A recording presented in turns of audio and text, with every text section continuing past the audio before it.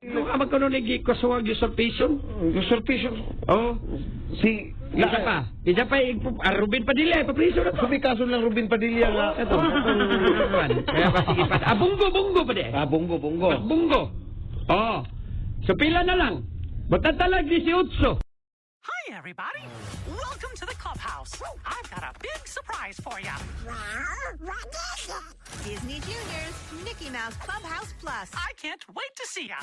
Monday mornings on Disney Channel.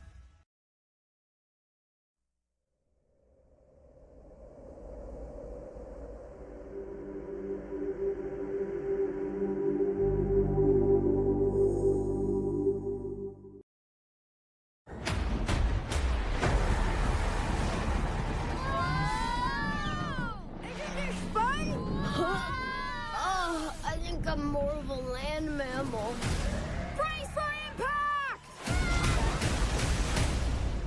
Whoa. If we're going into that jungle, we need to suit up for the job. Whatever this island throws at us,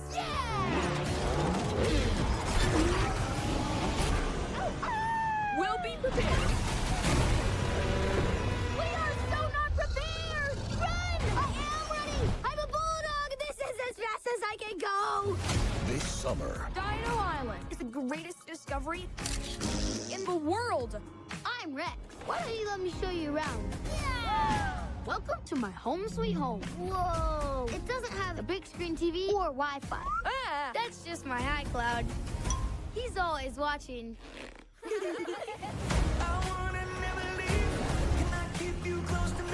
This island has the biggest diamond mine in the world. come here, beautiful. When in doubt, we blast it! That's a volcano! you're going to destroy the island. We need all the help we can get!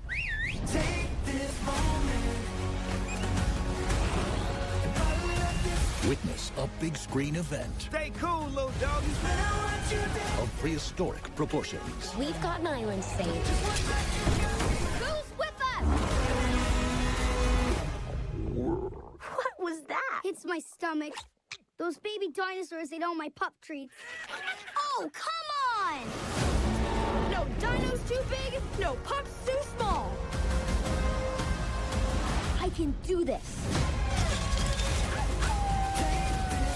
Paw Patrol, the Dino Movie. No fair! I want a dinosaur BFF. Best friends forever. Oh, ow, ow, ow, ow. Ah, okay, stop, never mind.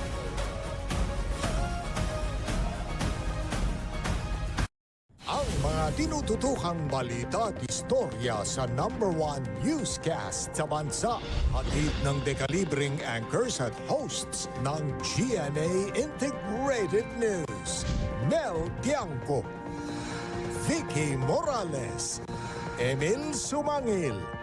Kasama sina Iya, Kuya Kim, Martin, at ang buong puwersa ng GMA Integrated News. Team 24 Oras. Reporting for duty. Weeknight, 6:30 p.m. Tila hindi pondo ang ikinatatakot na maubos ng Social Security System kundi tissue paper sa dami ng in-order nito noong 2024. Sa audit report ng COA o Commission on Audit, mahigit 140,000 rolyo ng tissue paper ang in-order ng SSS na nagkakahalaga ng halos 13.2 million pesos. Sobra pa ito sa 2 buwang supply na kailangan ng SSS. Sa sobrang dami ng supply, hindi ito nagkasya sa kanilang bodega. Ayon sa COA, mahigit 116,000 rolyo ng tissue paper ang nasa bodega pa ng mga supplier na batay lang sa verbal agreement at wala man lang pinirmahan kaugnay sa pag-iimbak. Sabi ng COA, malinaw itong paglabag sa patakaran sa mga transaksyon at operasyon ng gobyerno. Puna ng mga state auditor, may panganib na mawala o masira ang 100,000 tissue paper at indikasyong di na pagplanuhan ng maayos ang procurement. Nakahihinayang, lalo kung masayang. Lalo't sa 6,548 pesos na monthly average pension ng SSS, ang pinambili ng tissue paper ay katumbas ng 1 buwang pensyon ng nasa 2,000 pensioner. Kung funeral benefit naman, hanggang mahigit 600 yumaong miyembro ang maaaring matulungan. Pero kahit sa mismong funeral benefits, pinuna. Halos 300 kasi ng mga nag-claim ang kulang ang binigay na funeral benefit. Lumabas sa COA audit na may underpayment na halos 3 million pesos dahil sa hindi kompletong computation ng mga kontribusyon ng mga yumaong SSS member.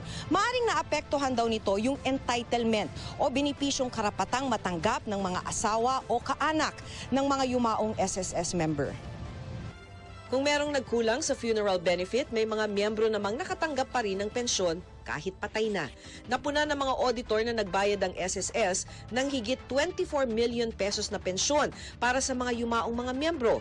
Ayon sa COA, naha-highlight nito ang kahinaan sa pagbabantay sa kanilang pera para maiwasan ang pagkawala o pagkasayang ng pondo, kaya't nalalagay sa panganib ang pension fund ng SSS.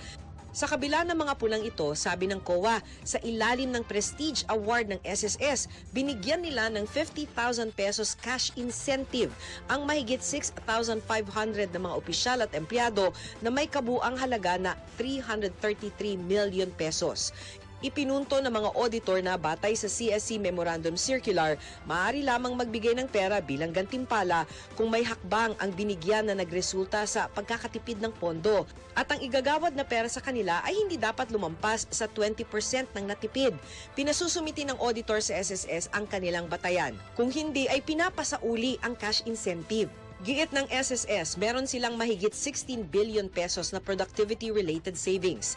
Ang incentive ay katumbas umano ng ekstrang pagsisipag ng mga empleyado kahit kulang sa tauhan. Kaya nakatipid ang SSS ng pambayad sa ekstrang tao.